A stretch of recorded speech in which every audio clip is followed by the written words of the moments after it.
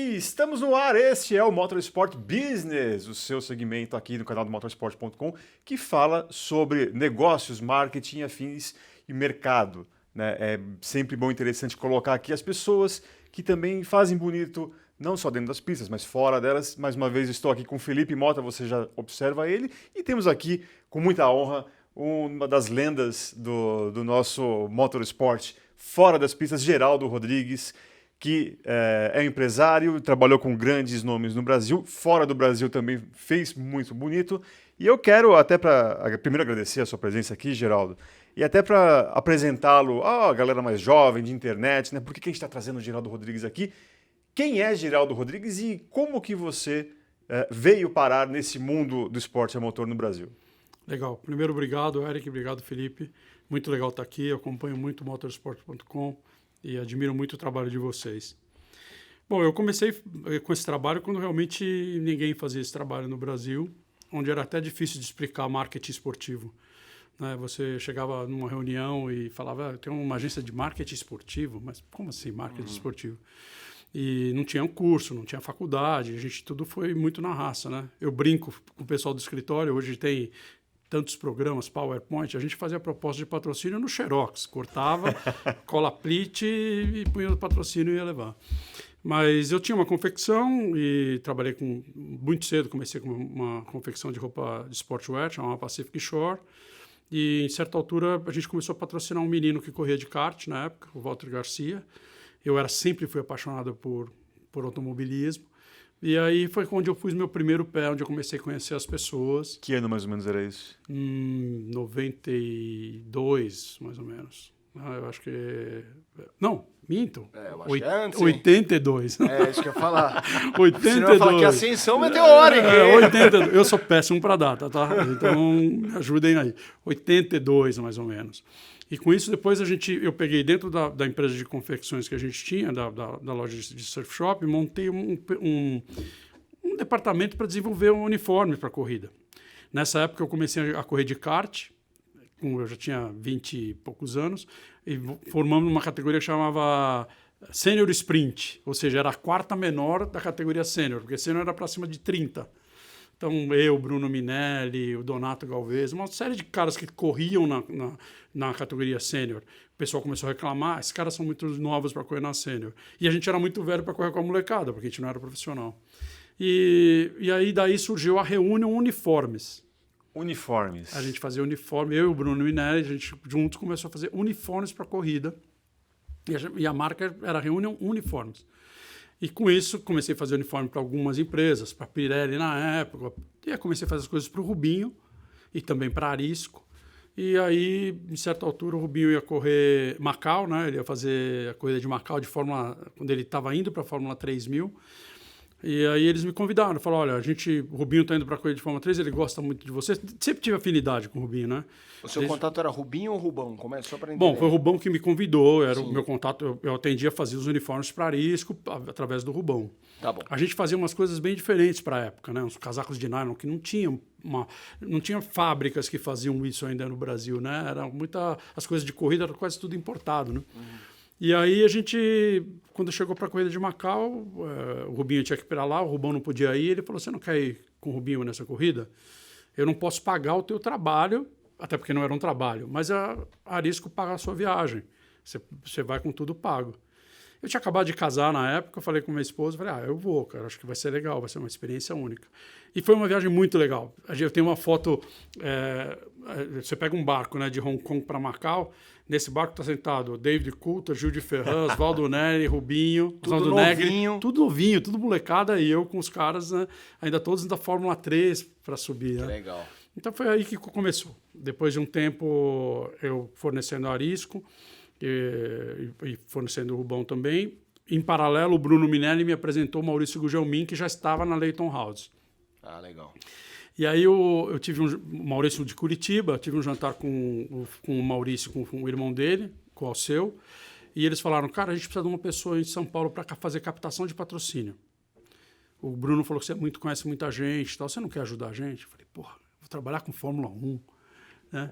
Loucura. Para mim era um negócio muito, muito longe.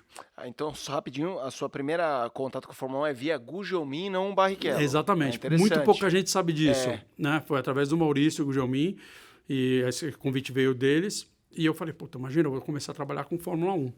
E eu tinha 2 ou 3 dias depois que atender o Rubão, levar uma mostra de coisa que a gente estava desenvolvendo. E aí eu comentei com o Rubão. Aí ele falou, pô, mas você vai trabalhar com isso full time? Eu falei, Rubão, vou tentar. Eu falei, então, pera, não assume ainda aí, deixa eu pensar, deixa eu conversar com o Rubinho. E aí a gente me ligou, foi lá, falou, não, se você vai querer realmente trabalhar com isso, a gente gostaria que você trabalhasse com a gente. E o Rubinho estava na Baroni Rampante, na Fórmula 3000, começando a trilhar o caminho para ir para a Fórmula 1. E aí eu comecei a fazer captação de patrocínio, trabalhava reunindo uniformes em paralelo. A gente foi... O Reginaldo Leme tinha um escritório, uma assessoria de imprensa com o irmão dele, com o Dinho, ali uma travessa da Faria Lima.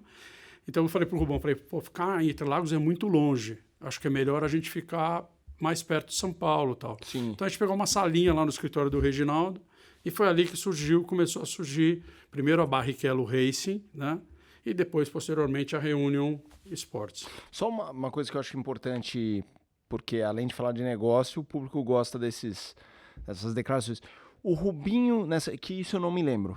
Assim, eu lembro que o Rubinho era tratado como uma grande joia do automobilismo, mas eu também sei que é uma característica brasileira criar oba-obas perigosos até para jovens. Isso até hoje. Como era fora? O Rubinho, você falou desse barco para Macau e tal. O Rubinho internacionalmente já era visto como um talento com potencial de Fórmula 1, com potencial de Fórmula 1 grande. Como que era? Eu não me lembro disso. Eu acho que o Rubinho foi muito mais respeitado fora do Brasil do que no Brasil. Já antes da Fórmula 1? Sim. Eu acho que no Brasil sempre teve aquela história das brincadeiras, principalmente que a Rede Globo, na época, fazia com Caceta Planeta e tal. Eu acho que isso acabou levando muito para um lado de virar uma chacota, né? Sim, não, isso é inaceitável. E fora isso nunca houve. O Rubinho sempre foi muito respeitado.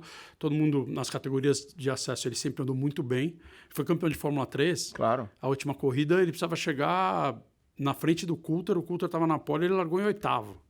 Sim.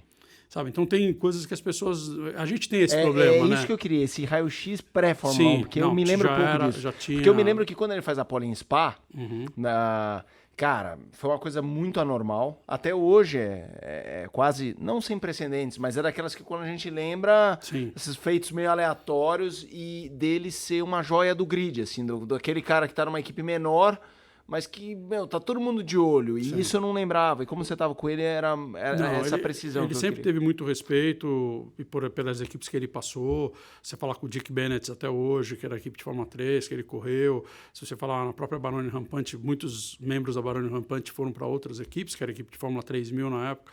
Ele sempre teve muito respeito. Na Draco, o Morini adorava ele, né? Ele fez toda uma história junto com a Draco. Então, eu sempre achei que o Rubinho foi muito mais respeitado fora do que dentro. Eric, eu tirei do trilho, deixa eu trazer para o trilho. Desculpa, aqui. Então, para a gente chegar nos dias de hoje, eu só acho que é muito importante essa linha do tempo Rubinho, Gugelmin e tal, aí vai ter Fórmula 1, depois vai ter Estados Unidos, só pra gente entender também a sua movimentação geográfica, porque você ficou um tempo no Brasil, você vinha, de repente você foi pra lá, porque eu acho que a sua volta recente pro Brasil é onde a gente vai focar mais, mas a gente só precisa entender toda essa sua operação. Legal. Porque você conviveu com muito homem de negócio importante, você é um cara que sentava à mesa com Bernie Eccleston, Briatore, Ron Dennis, Eddie Jordan. Então, e isso, obviamente, a gente ficaria dias. Isso vale um livro longo, que eu espero um dia que você escreva. Mas só acho que é importante, en passant, citar isso, para quando a gente chegar lá na frente, o público saber, caramba, essa bagagem que o Geraldo tem. Como é que foi essa linha do tempo? Eu acho que eu trabalhei com o Rubinho por um período, foi muito importante a oportunidade que eles acabaram me dando, porque o Maurício já estava consolidado na Fórmula 1, o Rubinho ainda não estava, ele estava chegando na Fórmula 1. Então eu acho que eu pude ajudar muito mais, né, do que eu ajudaria eventualmente o Maurício na época. Eu sou amigo do Maurício até hoje, gosto muito, agradeço. Até outro dia ele me deu... Eu tenho uma coleção de capacetes, como vocês sabem, e eu não tinha o capacete do Maurício. E ele foi me levar... na verdade, era o primeiro capacete que eu gostaria de ter, né? Porque Sim. foi o primeiro piloto que eu tive essa relação mais próxima. Mas eu tenho que agradecer muito o Rubinho essa oportunidade, né? Porque eles me deram, porque eu fui me encontrando. Era complicado, eu falava português e that's it, né? Era o que eu falava. Eu tive que aprender a me virar, a falar irlandês com a equipe Jordan, que foi ali que eu aprendi meu inglês. E eu sou de família italiana, né? Minha avó falava muito italiano com minha mãe, então italiano era uma coisa que eu tinha o ouvido, mas eu não falava. Aprendi a falar italiano e fui me virando, criando o meu estilo, né, nessa parte. Né? Depois, o Rubinho, nessa época da Fórmula 3000, ele até tinha uma pessoa que fazia mais a parte do dia a dia ali com as equipes. Depois, essa pessoa não mais saiu, foi cuidar de outros projetos. E eu assumi a parte de gerenciamento de carreira. Então, era complicado, porque às vezes eu me beliscava. Falava, por que eu tô... Porra, você está com o Ron Dennis, né? Eu lembro a primeira vez que eu sentei com o Ron Dennis foi no Japão, no Hospitality Center da Philip Morris. Ele quis conversar comigo. E nessa época, a Philip Morris tinha um gerente de marketing, um senhor chamado John Connor. Um personagem na Fórmula 1. Ajudou muitos pilotos. Ele que dava o Marlboro aqui e o Marlboro ali, né? Uhum. E o John Connor virou para mim e falou assim, G, be yourself. Isso ficou gravado na minha cabeça. E eu comecei a criar, ou seja você mesmo. Você vai falar com o Ron Dennis, não precisa inventar, não precisa querer ser diferente. Vai lá e seja você tem teu jeito. E foi assim que foi criando um estilo um pouco diferente, um pouco mais transparente, um pouco mais de falar também os defeitos dos meus pilotos, sabe? Eu acho que até então os empresários levavam só as qualidades. Eu achava importante falar, olha, eu acho que o piloto tem essas qualidades, mas também tem esses defeitos que nós temos que trabalhar, temos que ajudar ele a melhorar. E foi criando, e foi assim que começou a minha vida na Fórmula 1. Daí eu fiz o contrato do Rubinho na Stewart, na época. A gente teve um período complicado na Jordan, isso no outro dia, quando for uma matéria do motorsport.com eu conto, não do business. Com certeza. Mas foi complicado, a gente realmente estava num momento crítico da carreira dele, e por sorte, assim, aquele negócio que às vezes bate uma luz, eu falei, putz, onde a gente pode ter uma oportunidade para o Rubinho? E eu lembrava muito dessa vitória dele na Fórmula 3 contra a equipe Stewart. Contra a equipe Stewart e o Jack Stewart. Eu falei, cara, esse é um cara que realmente tem respeito com o Rubinho. Sim. Então eu pedi para o Gil me conseguiu o telefone de Ferran, porque o Gil corria lá na Stewart. Ele já estava num outro momento, já estava indo para os Estados Unidos. Eu falei, eu precisava do telefone ou do Jack ou do Paul, né? Ele falou, não, Paul eu te dou. Aí liguei para o Paul, falei, queria conversar um pouco com você, queria ter... E aí fui lá e sentamos, conversamos, falei, olha, eu acho o Rubinho um cara muito fora da curva, mas ele precisa respeitar com quem ele trabalha. E eu acho que o seu pai é um cara que, com certeza, vai ter esse respeito dele. Porque o Rubinho foi muito cedo. Naquela época, você sabe, um homem não amadurece. Um cara com 25 anos ainda não é um homem, né? Eu tenho filhos hoje. E lá mais ainda. Mais ainda. Mas você não tinha internet, você não tinha tanto. Hoje em dia é diferente. É diferente, mas mesmo assim, né, eu acho que o Rubinho com 20 e poucos anos de idade era um menino. Então, ele precisava ter alguém, e eu sempre reparei no trabalho com ele, que ele respeitava algumas pessoas profissionalmente, né? Não era com todo mundo que falava. Então, o Gary Anderson é um cara que ele respeitava muito, entendeu? Mas, por exemplo, eu não acho que ele respeitava o Ed Jordan, né? Ele era o dono da equipe, mas ele respeitava o Gary Anderson, né? Que era o projetista do carro. E eu vendi essa história para o Paul, ele falou, volta aqui, nós vamos conversar com meu pai. E aí eu fui jantar com o Jack e com o Paul, eles... gostaram do que eu falei, eu falei, tenho certeza que o Rubinho vai ajudar muito, ele tem muita experiência, muito técnico. Aí eu pedi mais uma ajuda para o Gil, porque eles falaram, a gente precisa de um apoio da Ford do Brasil, porque a nossa equipe vai ser Ford. Aí eu falei com o Gil, falei, será que eu posso falar com teu pai? O Luke de Ferran, pai do Gil, era uma lenda da indústria automotiva. Exatamente, era vice-presidente da Ford. E eu falei com o Luke se ele podia arrumar uma carta, só dizendo que para a Ford seria interessante ter um piloto, o Rubens Barrichello. E aí foi que a gente conseguiu um contrato de 3 anos com a Stewart, um contrato, na minha opinião, muito, muito bom para a época. O Rubinho tinha um salário bem significativo, 3 anos de contrato fixo. E depois que eu fiz o contrato, eu resolvi sair e ter começar minha carreira solo. Não por nada, mas porque eu achava que eu queria mexer com outros pilotos. Né? Eu tinha, naquele momento, algumas divergências com a forma que, às vezes, a família do Rubinho queria conduzir as coisas. Então eu acho que alguém tinha que sair ali, era eu, não eu. Não o pai. Não o Sai, pai. pai. Exatamente. Então eu tomei a decisão, deixei o contrato feito e expliquei para ele que eu ia sair. Foi um pouco complicado na época, realmente ele ficou bem chateado.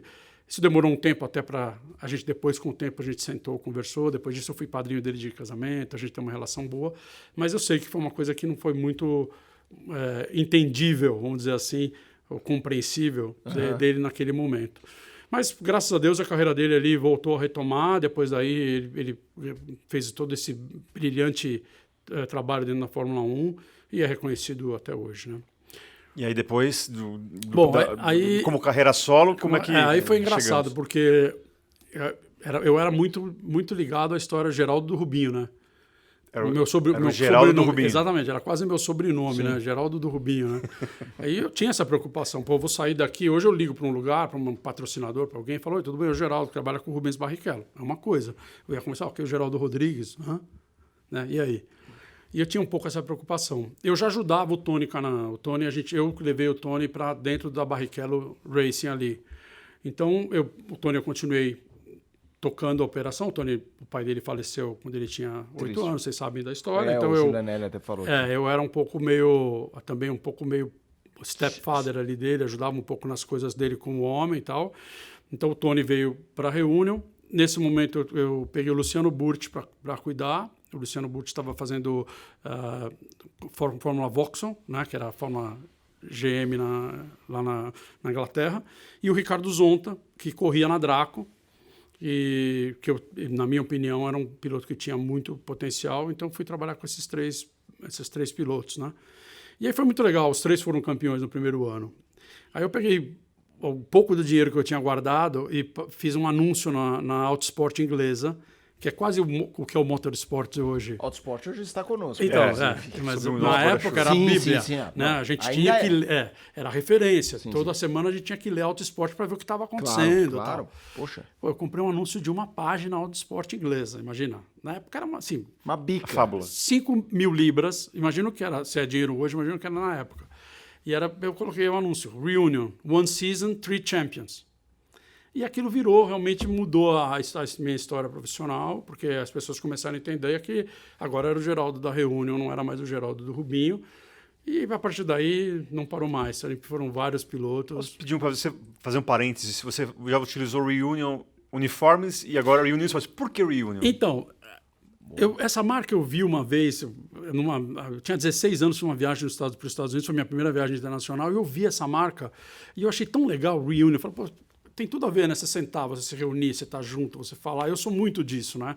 E aí eu peguei, só adaptei a bandeira brasileira, era um losango que tinha aí. Eu falei, pô, isso vai ficar legal ter uma bandeira do Brasil. Então a Reunion Uniforme já tinha essa característica. E eu já tinha empresa montada. Então era muito mais barato para mim eu só mudar o objetivo social para Reunion Sports do que... Então, na verdade, é um nome que surgiu de uma simpatia que eu tive e acabamos mudando a empresa. A empresa já estava aberta. Naquela época, tudo era muito mais caro que hoje, né? Não era como você vai na internet hoje abre uma empresa, você tem contador e tal. Então, eu só mudei o objetivo social para poder começar a emitir nota e prestação de serviço, né? Como tal? Mas eu sempre pensei muito... Eu tenho, Eric, uma opinião. Eu acho que quem faz o trabalho que eu faço, o que eu voltei a fazer hoje em dia, gerenciar a carreira... Você não importa a marca, não importa o nome, não é o Geraldo, não é a Reunion, né? É o piloto, entendeu? É o Rubinho, é o Zonta, é o Tony, é o Pisonia, é o Gabriel Casagrande. Tem a ver um pouco com aquele filme do Tom Cruise, Jerry Maguire? É a referência para mim. As pessoas, às vezes, que me perguntam, mas o que você faz? Às vezes você pergunta quando encontra ele, mas o que você faz? O que você faz? Você já assistiu o Jerry Maguire? Aliás, Show me the money! Show me the money! Vale como, né, você que está assistindo a gente não sabe, Jerry Maguire, a grande virada, filme com o Tom Cruise, René Zellweger. E com Cuba Gooding Jr., que ganha o Oscar. Exatamente. Que ganha como Oscar como ator coadjuvante. Você que está assistindo a gente, vai, pesquisa em algum streaming aí da vida e assista, porque vale é um filme que muda vidas. Não, eu brincava com o Tony, por exemplo, quando ele estava já fazendo Indy Lights, no grid eu pegava uma notinha de $100 e abria para ele assim e fechava. Como querendo dizer, se for bem, você leva essa graninha para casa, né? Então é bem isso, é bem o show me the money. Eu acho que a gente faz um trabalho que é quase como um segurança. você tem que estar presente, você tem que estar do lado do cara. Quando o cara precisa, você tem que estar ali. Quando ele olha, você tem que estar olhando para ele. Você tem que fazer o serviço sujo por ele. Às vezes sujo que eu digo assim, de ser o chato. Ruizinho, né? Não pode ser ele com um gerente, um cara da NFL. Ele negociando com o general manager, brigando e tendo que jogar, né? Alguém tem que fazer eu vou te dar um exemplo. Quando o Rubinho trabalhava para Arisco, a gente ia fazer muito evento junto com Xuxa, Paquitas e tudo aquilo. Naquela época era o must, né? Sim. Então fazia aquelas filas nas feiras ou nos eventos.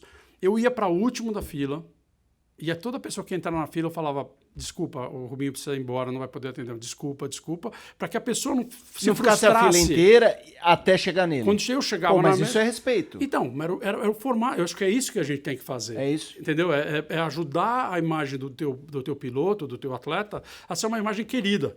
Entendeu? Não o cara que está na fila 2 horas, quando chega na vez dele, o Rubinho levanta e vai embora. Então, sim. E aquilo vira... E aí alguém fala, pô, que Rubinho sacana. Exatamente. Vira um tiro no pé, né? É uma frustração. Então, são coisas que eu fui aprendendo e fui criando um jeito, um estilo, que por muito foi muito bom, do mesmo jeito que você falou. Por você ter que ser malzinho às vezes e falar os nãos, você tem cicatrizes de batalha que você carrega. Claro. Né? E eu sempre fui muito assim. Eu acho que é preferível você falar o que você sente, eu não consigo ser hipócrita numa coisa que eu nunca consegui. Então, se eu acho certo, eu falo que está certo. Se eu acho errado, não importa se é o Rubinho, se é o Ricardo Zonta, é a minha opinião. Por exemplo, eu nunca gostei da sambadinha do Rubinho. Né, uma coisa que eu posso comentar aqui hoje, porque hoje ele é um cara de sucesso e tal, mas eu era contra, mas eu era voto vencido, a família, todo mundo achava que a sambadinha era legal. Uma marca. Mas eu achava que a sambadinha não era uma coisa certa. Eu não ia passar a mão na cabeça dele e falar, é legal. Eu falava, pra mim é horrível isso, não faz sentido. Mas voto vencido, né? Então, por isso a gente carrega, às vezes, algumas cicatrizes. Eu já teve alguns pilotos com os quais eu trabalhei que, às vezes, não aceitavam isso, entendeu? Eu falo, você falou errado. Você teve uma postura ruim, você fez uma coisa que você não deveria ter feito, sabe? E eu também, do outro lado, se eu não sinto essa empatia, esse respeito mútuo, eu prefiro pegar as minhas coisas e seguir meu caminho. Então, mas isso é muito importante. Eu acho que aí a gente já começa também a se conectar com o momento presente, porque óbvio que essas histórias, o Motorsport Business também é falar isso, não é a história do Geraldo, porque a gente, quando, você sabe, eu trabalho na ESPN, a gente discute muito futebol e é um tema recorrente de que hoje em dia os jogadores, por mais que haja ali a rede social, mas ela também não é um termômetro apurado, muito pelo contrário.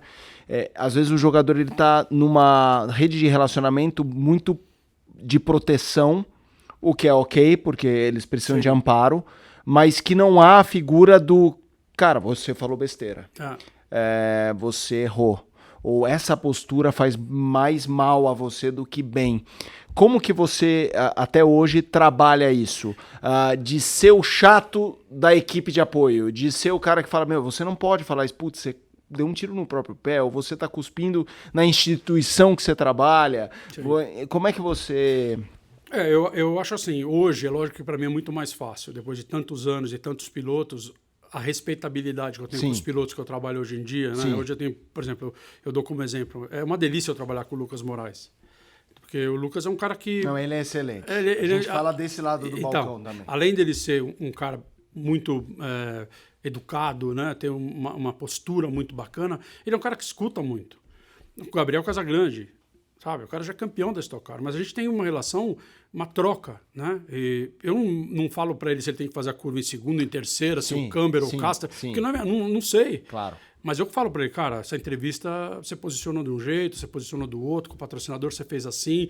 E esse é um trabalho de equipe. Eu acho que é isso que eu posso agregar. Eu sempre falo, não dá para você pegar um tijolo e transformar num diamante. Mas você pode pegar uma pedra preciosa e lapidar ela muito melhor e ela tem um valor muito superior.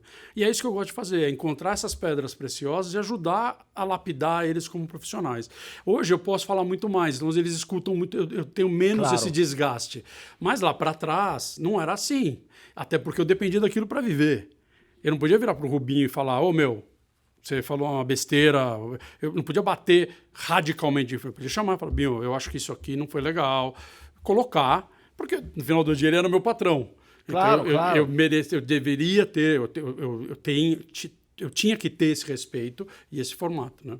Mas hoje em dia as coisas ficam muito mais fáceis. E aí hoje, assim, observando o momento atual da Fórmula 1 e também com todo o momento atual do automobilismo brasileiro, internacional, esse salto da Fórmula 1 nos últimos anos, com a chegada da Liberty, Drive to Survive e tal, acabou respingando também em negócios com o automobilismo no Brasil, ou foi algo independente, é o momento por si só do esporte? Não, eu acho, Eric, que o automobilismo no Brasil evoluiu muito, né? Eu fiquei 15 anos morando fora, apesar que eu vinha com constância para cá, mas eu não estava no dia a dia. Então, com certeza, hoje você vê a categoria Stock Car, né? Que a categoria evoluiu, um trabalho que começou lá com o Carlos Coll e depois que o Fernando Giulianelli assumiu a lapidada e a envelopada que ele conseguiu dar na categoria, o número de empresas investindo no negócio. Então, assim, criou uma musculatura e uma credibilidade muito importante. Eu acho que a partir do momento que você tem marcas consagradas, fica muito mais fácil de você convencer outras marcas a fazerem parte do projeto. Então, você hoje tem um canal aberto e um canal a cabo ao mesmo tempo, de duas emissoras diferentes. Isso foi uma vitória fantástica, um mérito muito grande do Fernando Giulianelli. Mas hoje, quando você leva um patrocinador na corrida de Stock Car, você vê uma mini Fórmula 1. Né, os mecânicos uniformizados, do tênis que a equipe usa, da postura, a limpeza, né, o que você vê ali. Não era assim. Você tinha 3, 4 equipes lá na ponta boas e as outras era aquela história de difícil, né, do cara trabalhando de chinelo, nada contra, né, sim.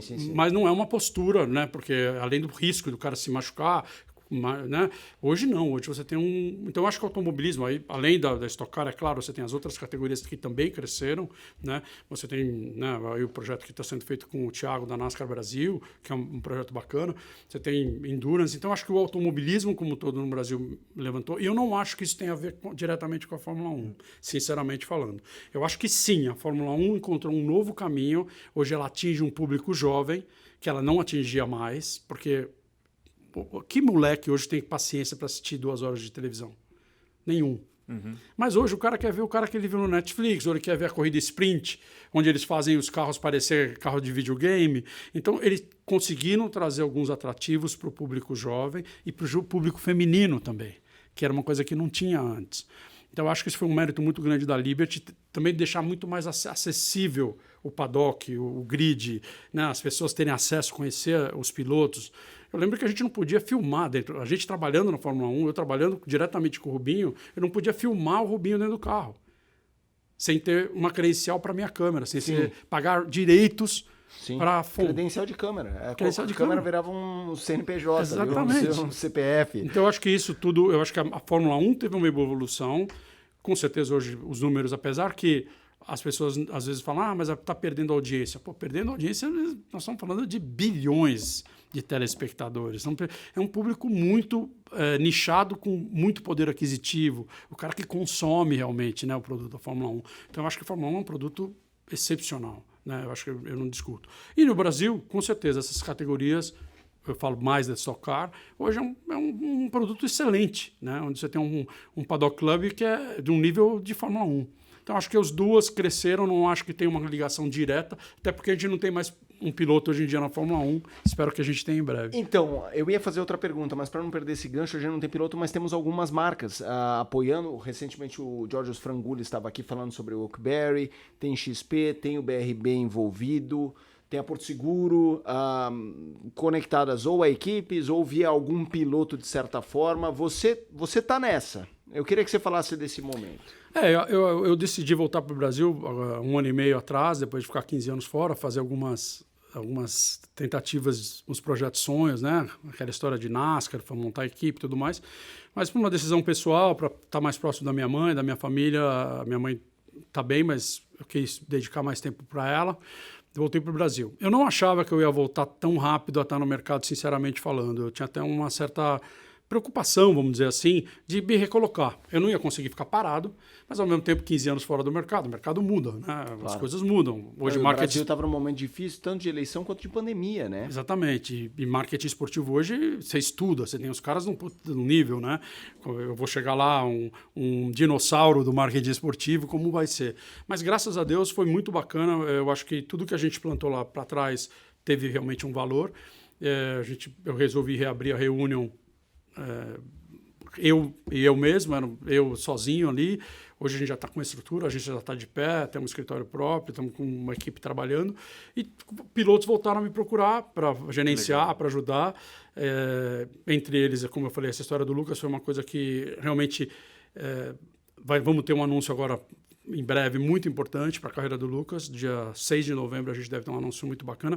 Um negócio que, assim, por exemplo, eu não imaginava que tão rapidamente eu ia voltar a gerenciar, eu ia voltar a trabalhar com piloto e a gente conseguir ir para um nível tão profissional, né, mundialmente falando. E os outros pilotos que eu estou ajudando, no caso do Gabriel, foi para fora, fizeram uma coisa com Ferrari, agora estamos negociando para ele também fazer campeonato da IMSA e tal. Quer dizer, estou aí voltando, né, agora o Enzo Elias aí, a gente foi fazer já a primeira corrida fora. Então é legal, eu dei uma rejuvenescida. Do outro lado, eu voltei a procurar a Fórmula 1, porque ali que é onde eu fiz a minha vida. Comecei a ir para algumas corridas, tive a oportunidade de ser escolhido pelo Banco BRB para fazer a entrada deles na categoria Fórmula 1, para fazer criar o projeto juntamente com o BRB da Academia de Pilotos, que é uma coisa que logo a gente vai estar fazendo um anúncio mais específico, que é um projeto também muito bacana.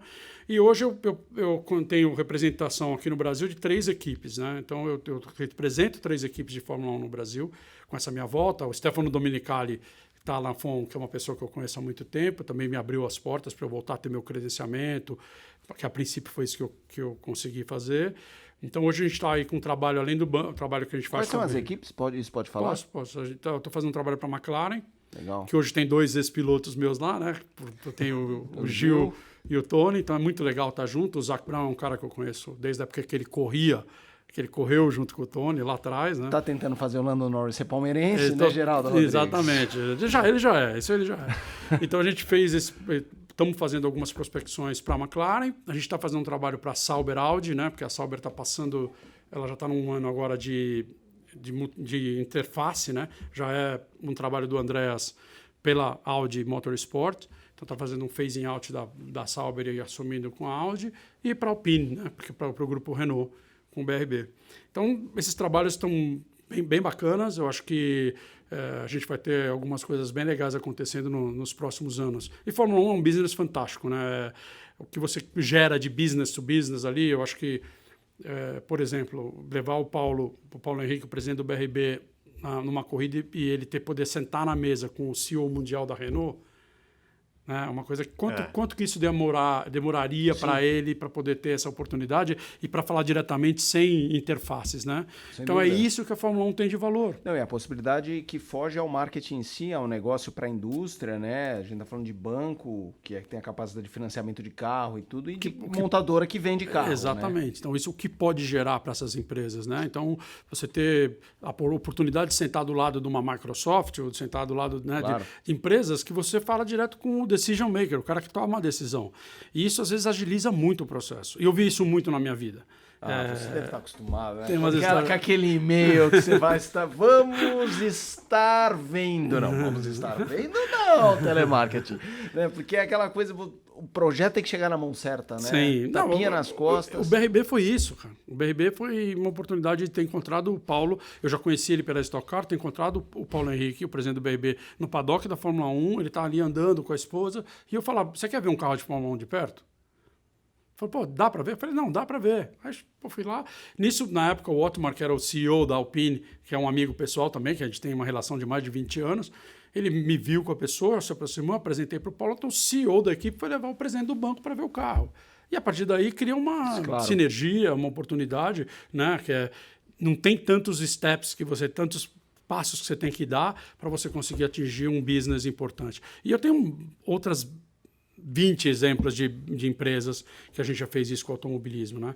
No caso do Tony especificamente, quando a gente fez um projeto entre o 7-Eleven, né? Pô, que foi marcante. Foi muito legal. 7-Eleven, Gatorade e MTV Brasil. Então a MTV não poderia patrocinar, mas a MTV pode gerar, ela pode dar airtime para a gente, para a gente fazer que a Gatorade comprasse esse espaço e a gente ficava com 50% do revenue para patrocinar o Tony na IndyCars. E a partir daí vieram outras equipes que começaram a usar esse mesmo formato, né? Onde você tem um retailer, né? Uma empresa de venda final, o fornecedor da empresa da matéria-prima e a equipe no meio catalisando os dois negócios, né? Então isso é bem legal. Interessante. Em algum momento desse retorno da reunião, você chegou a falar, eu não deveria ter esperado tanto tempo para voltar. Né? Você acha que chegou um momento? E o que você vê como obstáculo hoje para o Geraldo Rodrigues nesse mundo atual que é bem diferente daquele de 15 anos? Boa. Bom, eu realmente acho que talvez eu deveria ter... Talvez se eu não tivesse voltado, mas passado mais tempo no Brasil, talvez. Mas como lá eu também tive alguns desafios grandes, como foi o projeto da equipe de NASCAR, o projeto Diversity que a gente fez com a própria NASCAR e tal, que deu muito trabalho. Sim. Tudo bem que dali surgiu um piloto que foi campeão mexicano, o Daniel Suárez e tal. Mas tomou muito do tempo, tomou muito de investimento e tudo mais. Então eu acho que realmente eu não poderia ter perdido tanto esse vínculo. Mas a gente vendeu a agência, então não era que eu estava lá e a agência estava aqui, né? Eu teria que ter mantido um pé aqui. Mas a vida é assim, it is what it is. Agora, a minha volta, assim, dificuldades, para ser sincero, Eric, eu me preocupei com essas dificuldades, mas eu fui tão bem recebido de volta na Fórmula 1. Para começar, você sabe o que é difícil você ter um credenciamento junto com a FOM? Totalmente. É uma coisa que não é fácil, é bem complexo. Já vi muita gente importante ficar do lado de fora. Eu estou vendo isso agora. Tem pessoas que me procuram, pessoas que foram importantes em algum momento para a Fórmula 1, trabalharam em empresa, eram diretor, vice-presidente de marketing, patrocinaram uma equipe que hoje não consegue se credenciar para ir. Hoje a Fórmula 1 tem um compliance muito duro nesse ponto. Você só vai lá se você tiver o que fazer. Você não vai lá para passear. Na camaradagem. E foi muito bacana, sabe? A Fórmula 1 me aceitou de volta, essas equipes me deram essa credibilidade. Você sabe quanto é difícil a gente ter um documento oficial de representação da equipe no Brasil, né? Que eles chamam mandate, né? Eles dão mandato para você trabalhar e fazer essa prospecção. Então, graças a Deus, está indo tudo bem. O que eu acho que o que mais me preocupa é a minha idade, né? Eu estou ficando velho, então eu antigamente viajava... 50 viagens por ano, às vezes. Eu cheguei a fazer 50 viagens num ano. Eu fazia o Tony e o Zonta ao mesmo tempo. Tony na Fórmula Indy e o Zonta na Fórmula 1. Eu fazia viagens assim... Num ano que tem geralmente 52 semanas... Bom, eu fui casado com uma aeromoça, comissária de bordo, que eu conheci no avião e eu viajava mais que ela.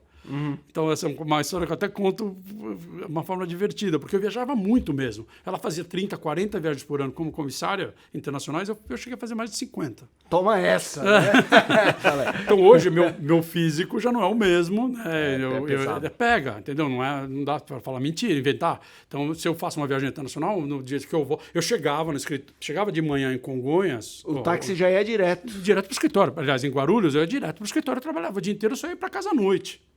Às vezes vinha com uniforme, saía da pista, tinha uma coisa importante, trabalhava o dia todo. Hoje em dia já não é a mesma coisa.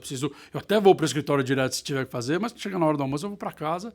Então, essa preocupação de criar um pouco a equipe é o que eu estou tentando fazer novamente. Da mesma forma que na época da reunião eu tive o Fernando Giulianelli e o Guilherme Schaeffer, que foram pessoas fundamentais para a reunião chegar onde chegou, né?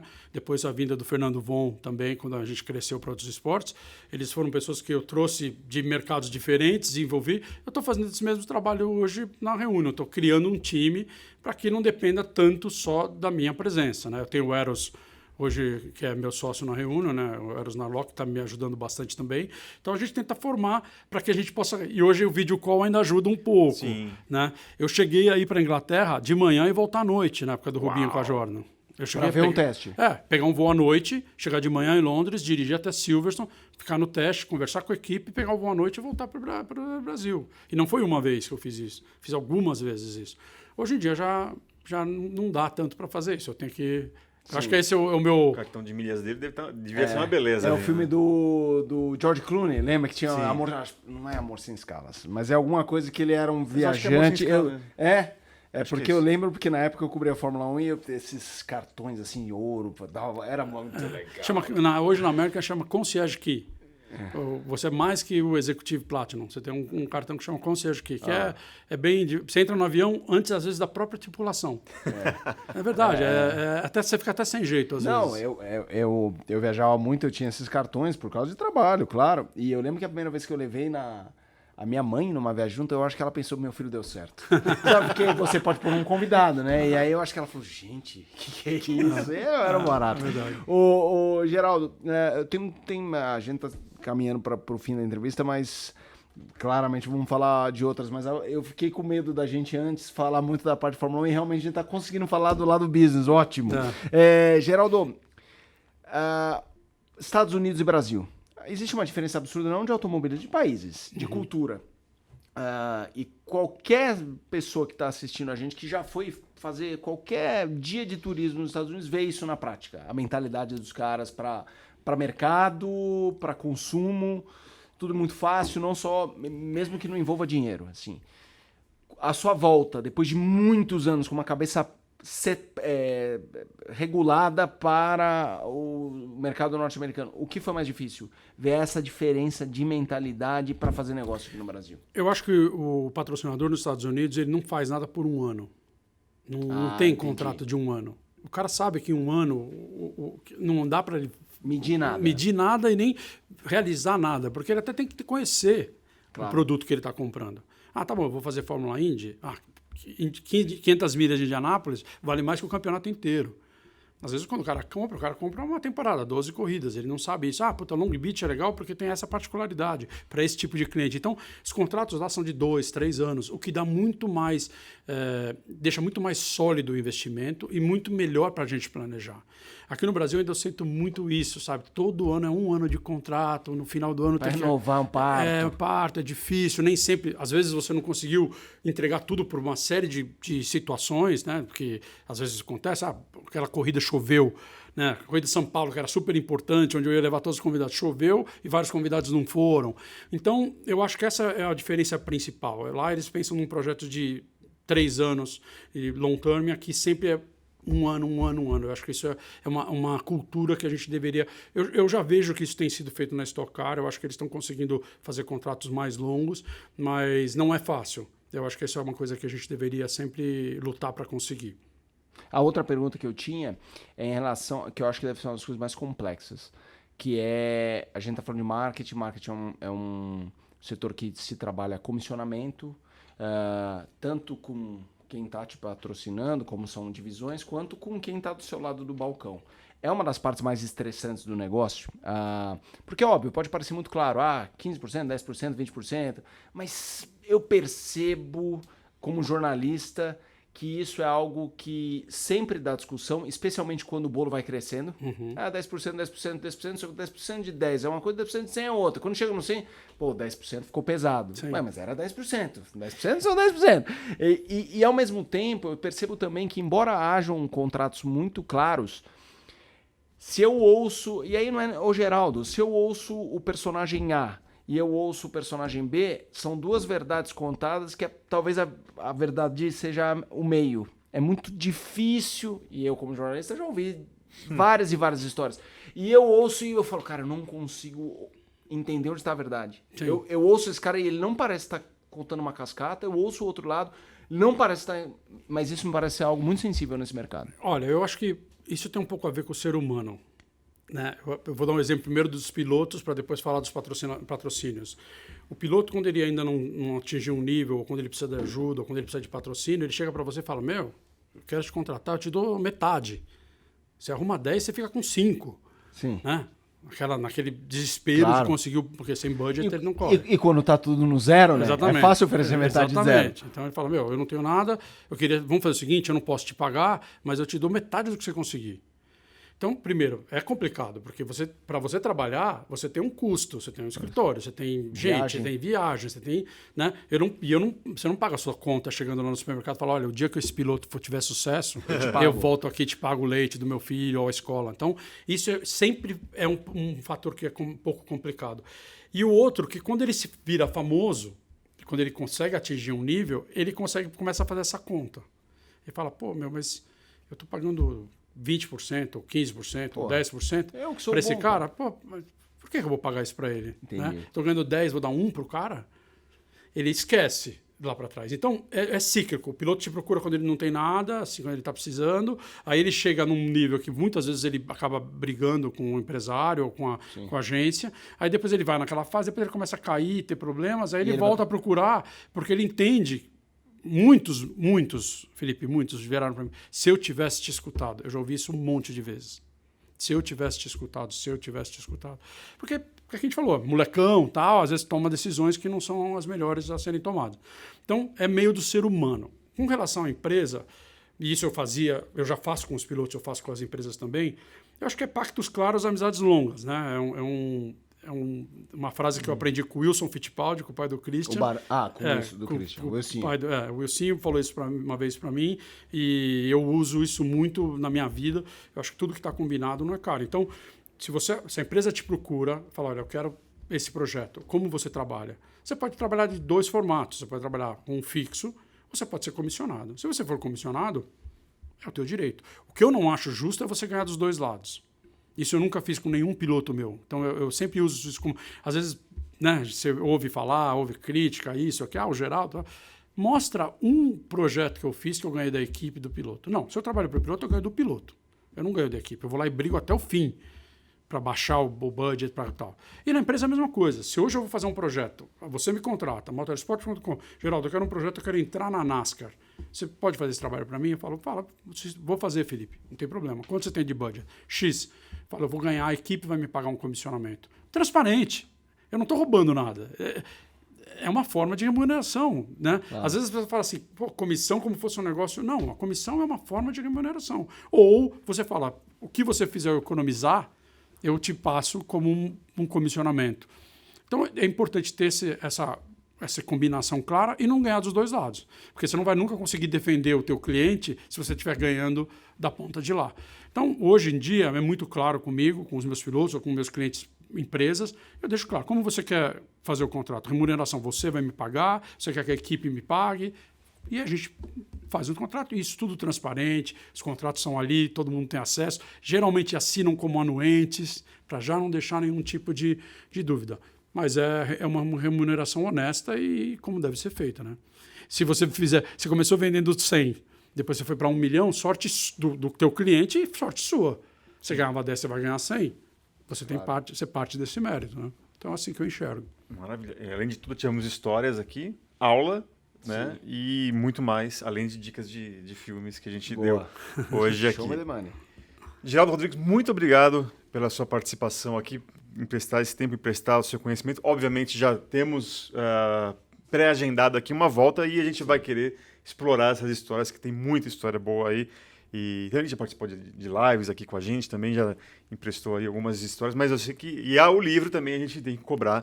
Por favor, traga isso também resumidamente num livro, que eu acho que vai ser importante, mas independentemente de qualquer coisa, muito obrigado por estar aqui e bater um papo com a gente. Obrigado, Eric, obrigado, Felipe, é um prazer estar aqui. Desculpa se eu fui um pouco da minha história de corrida, automobilismo, e não fui tanto para o lado business como eu gostaria, mas é que é inerente, né? Sim, não tem como, exato. Eu acho que assim... E o que você tem é muito raro, então... falar de negócio, temos grandes executivos, mas com esse pé lá e pé cá, sabendo as duas pontas... E é um negócio que ninguém me ensinou, né? Isso. Eu não fiz um curso, eu não fiz uma faculdade de marketing esportivo. Então, tudo que eu fiz na minha vida foi... porque eu achava que era o melhor caminho.